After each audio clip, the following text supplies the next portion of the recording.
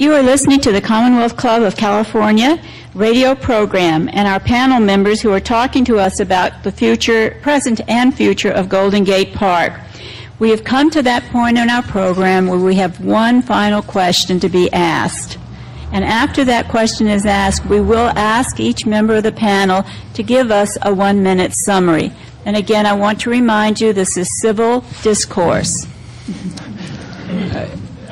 Kathy, you're dying to say something, and I hate to take the last question, but I will. Yeah. I think when you're talking about democracy and government, that there's something that we haven't really brought up here, and it isn't specific to Golden Gate Park, and my apologies to Mr. Buell, but it is specific to the Department of the Recreation and Park Commission. And this is not the fault of the commissioners, but it has to do with the structure of the commission. People may not know that the general manager is appointed by the office of the mayor, and the whole Rec and Park Commission is appointed by the office of the mayor. So what you have is you have basically a 7-person commission and the general manager who are all appointed by the same person.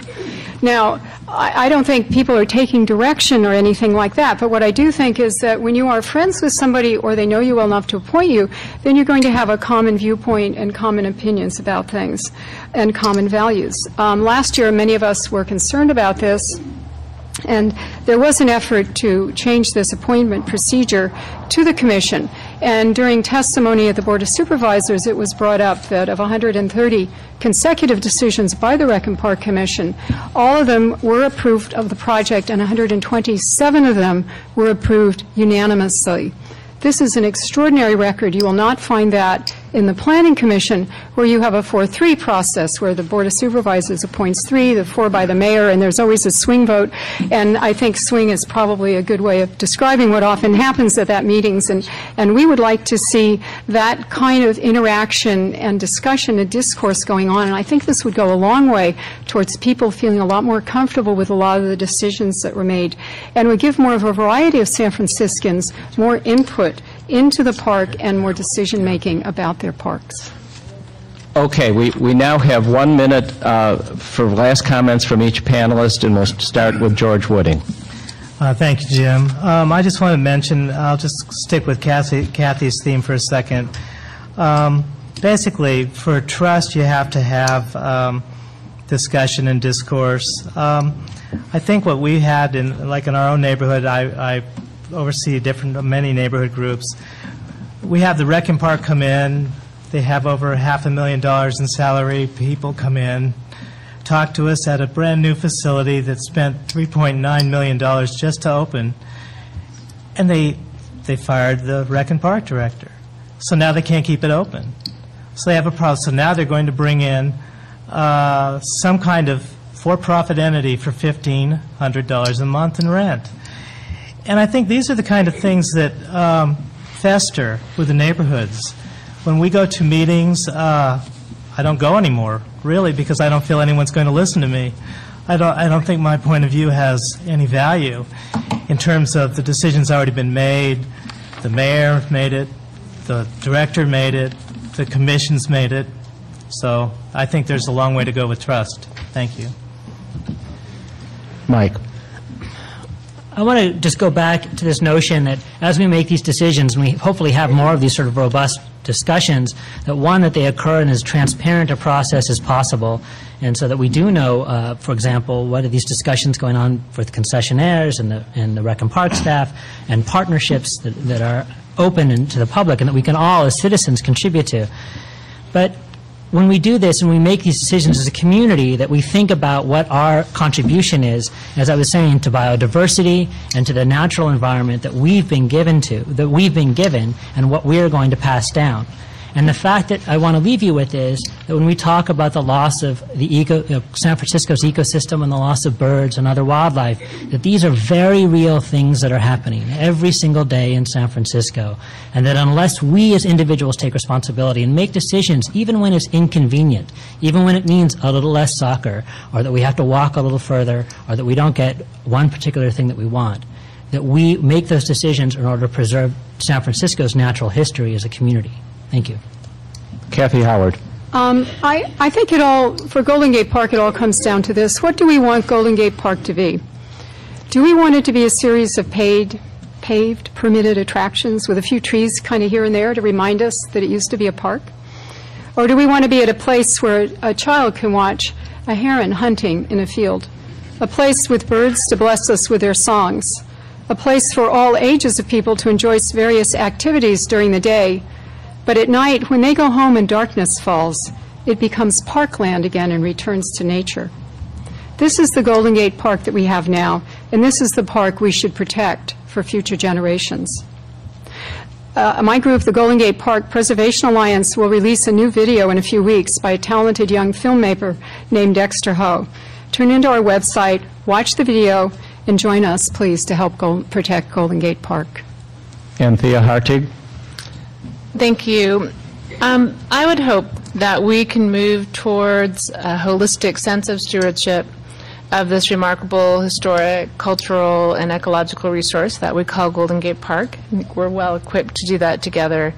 And I would hope that we could act not in unison, but in a sense of collaborative and meaningful discourse. I think as we have here tonight and seen glimpses of that, to find out those best paths forward to create that sustainable future.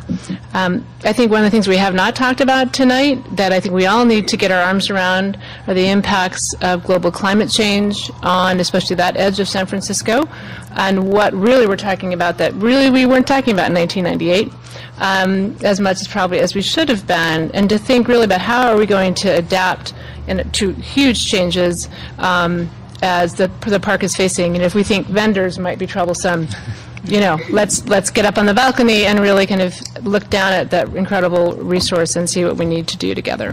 Thank you. Mark Buell. Well, let me respond on the issue of the commission. The Planning Commission has principally takes up items that are initiated by the public.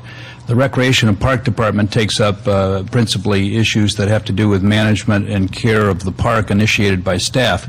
Under the charter, the general manager reports to me, and I would never put an item in front of the commission that wasn't thoroughly thought out and where staff wasn't recommending something for the benefit of the public.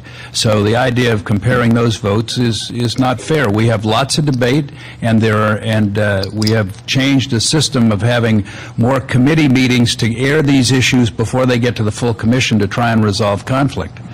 I would say that Golden Gate Park, it's a treasure, and it is this competition between recreation and nature, and I think it's a competition between resources and how you allocate them. And so I don't really take issue with much that was said up here. I think people genuinely believe in their hearts and are good advocates for those issues. But I could have had a panel of soccer players, and I could have had a panel of recreation users, and et cetera. And so I just encourage you all, come to our meetings, debate the issues, let us know how you feel. And we welcome the attention. Thank you. Tonight we've heard a broad discussion of the threats to Golden Gate Park, a very real financial threat that is affecting all city departments and Rec and Park in particular, and a number of proposed changes to the park that many civic organizations see as ill-considered. The challenge before us is to find ways to adequately fund park operations while improving the park experience. That is, new park features and policies must be in accord with the publicly adopted Golden Gate Park Master Plan, a plan that acknowledges the park's history, its ecological values, and social importance.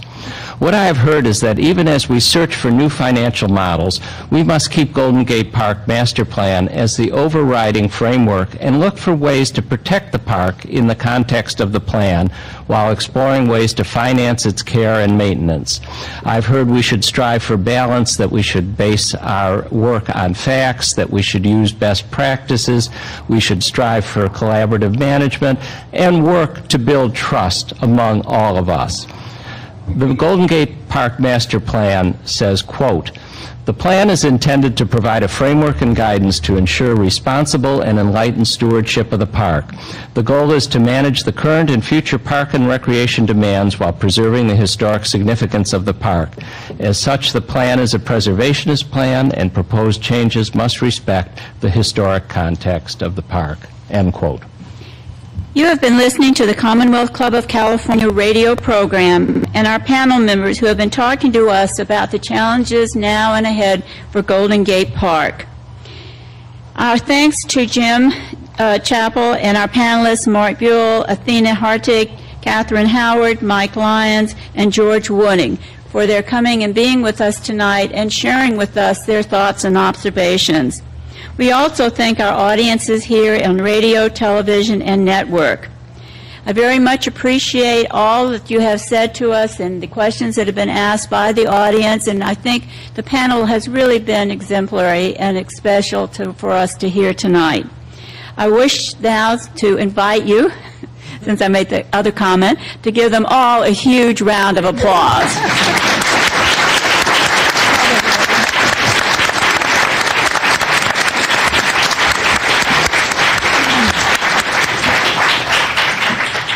I'm Ann Clark, and now this meeting of the Commonwealth Club of California, celebrating more than 109 years of enlightened discussion in the know, is adjourned. Good job, Jim.